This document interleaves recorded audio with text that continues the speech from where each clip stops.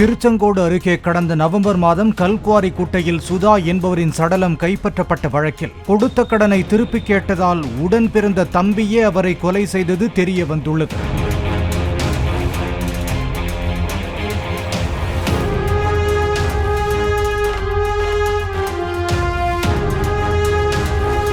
பணத்தை தருகிறேன் என கூறி அவரை தனது வீட்டுக்கு வரவழைத்த சுதாவின் தம்பி மணிகண்டன், மனைவி பவித்ரா, அவரது தோழி மற்றொரு நபருடன் சேர்ந்து கொலை செய்து குவாரிக்குட்டையில் உடலை வீசியது தெரிய வந்தது.